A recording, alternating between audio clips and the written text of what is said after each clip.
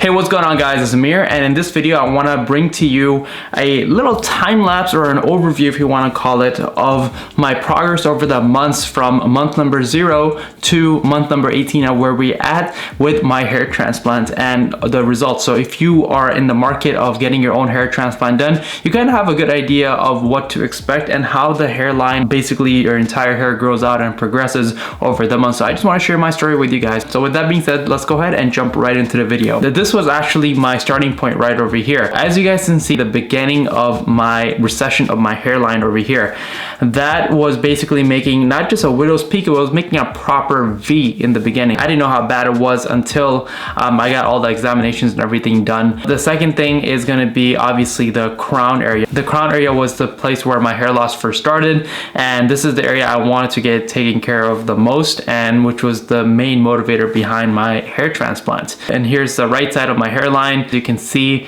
fairly thinned out and not enough coverage or volume. This is the left side, pretty recessed temples, and this right here is my mid scalp, which I didn't even know how bad it got until I was actually looking at it. And as you see, you'll be able to see right through my scalp. So this was my starting point, and when I went to the clinic in Turkey, they said I needed about 5,000 grafts to have the coverage that I needed. So in the back is where they ended up placing 2,000 hair grafts, and the front they reconstructed my hairline and added a lot of density to have that coverage so you're not able to see right through my scalp. Here's the picture right after my surgery. As you guys can see, where most of the heavy work was done was actually to add the volume in the front. And then if we look in the back, they put some grafts in to cover up the crown as well. Right after I got my hair transplant done, within the first couple of weeks, it was definitely a little uncomfortable as I felt, some stinging in the back of my head in the donor area.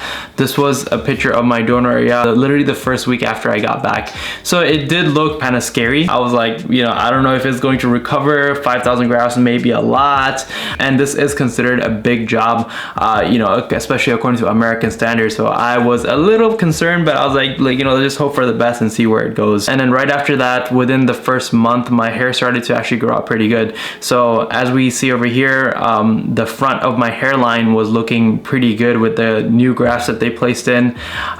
This was my hairline from the side, and this was my crown area in the back. This was the initial stage on where this shed started to kick in. So this is where I started losing the hair, but I didn't know how bad it was gonna get until we progress on. So the first month, you kind of start to see the grafts sprout out a little bit that they end up transplanting. 90% of people will experience a shed where those hairs are going to be shed off to be replaced by stronger and actual real grafts that are going to grow out. This was about a month and a half into it, where as we can see, the shed really kicked in. My hairline went completely back. My midsection was pretty depleted, and obviously the crown area was an absolute nightmare. I'm not gonna lie, I was pretty nervous. I was told this is the point where a lot of people think their surgery is not gonna work or their transplant has failed. I was reassured by the clinic to stay calm and be patient throughout this process. They promised me that it will grow and it will look better than it ever had. So I was just literally just trying to stay as calm as possible. I thought this would be as bad as it's gonna get, but actually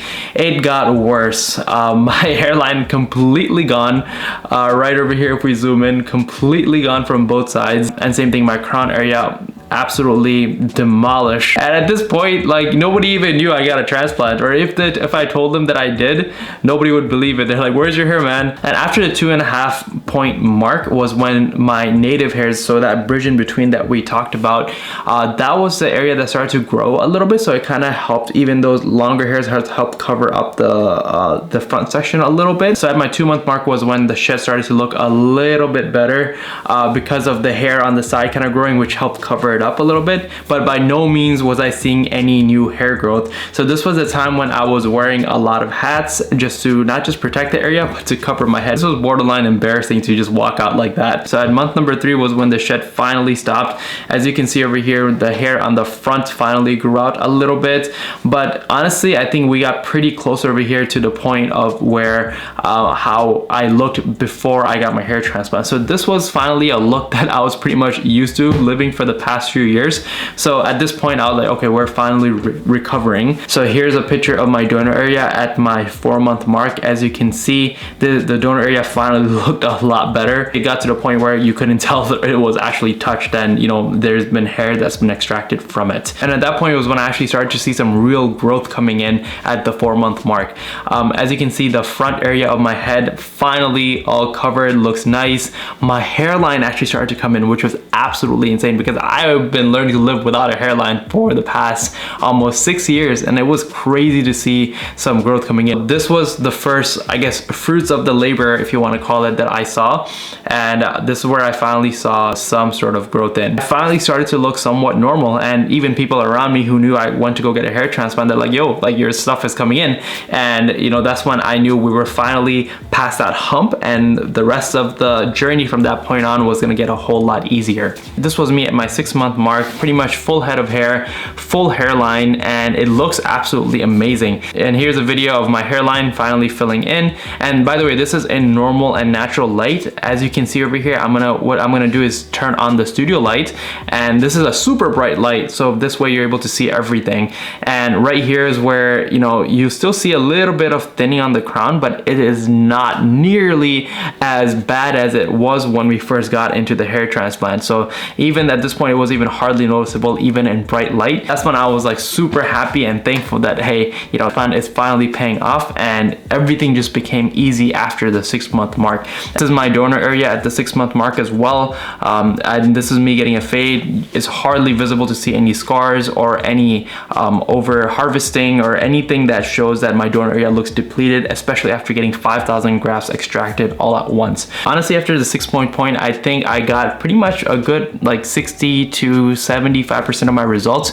So even the hair that was growing beneath that, it was kind of hard to visibly see, but I could feel my scalp and my hair getting more dense because of the little hairs that were transplanted actually sprouting and growing in. But from what I learned from the doctors, that he told me that the hair in the front, which means the hairline, the front area, if you are losing hair anywhere in this area ends up growing out the quickest, whereas the area in the back ends up taking some time.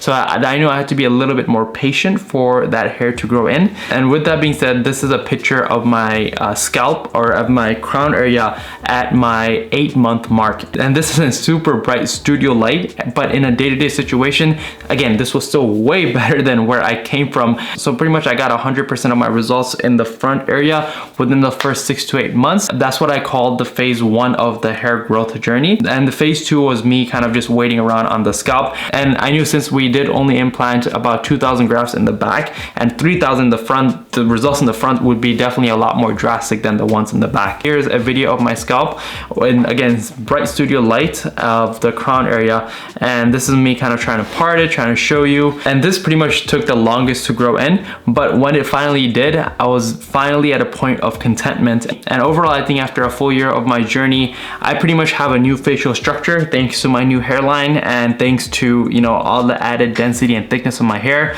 My crown area definitely looked a whole lot better, and at this point I believe I probably got about 90 to 95% of my results. The next few months that you will go through after your hair transplant, especially after the 6 to 8 month hump, all the results, they drastically slow down because you got most of your results within those months.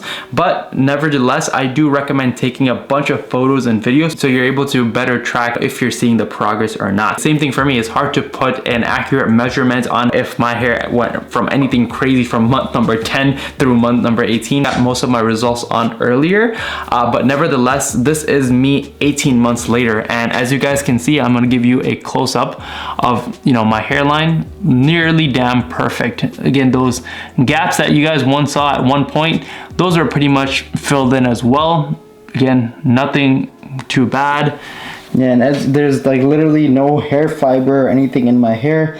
This is just how my hair naturally looks now, luckily. But I don't know if I could confidently say that my hair would have looked this good had I not kept up with the post-care treatments that are also very crucial to make sure that, you know, we're blocking DHT and we're still stimulating native hair growth in the area, because hair loss is still progressive, and to make sure that we not only keep these results, but we're able to still grow more hair, because why not? So some of the treatments that I still use till this day, so there's going to be 1 milligram of finasteride. I still take that every single single day, along with minoxidil. This is actually our own version of minoxidil that is going to be dropping in the market soon. This is a minoxidil based product with a bunch of natural additives that helps nourish the scalp and has some natural DHT blockers that help block DHT locally without finasteride. But having these two definitely help block DHT and stimulate blood circulation. And to help activate those ingredients and stimulate collagen, I use the derma roller. When I'm really feeling it, I will go to the bathroom and use the electronic one. But if I'm just working and I'm on my laptop all day, then I'll just use this mechanical one, and I'll just roll it on my head while I'm just not attending meetings, but while I'm literally just finishing up some work on my laptop. So these are going to be coming in a kit.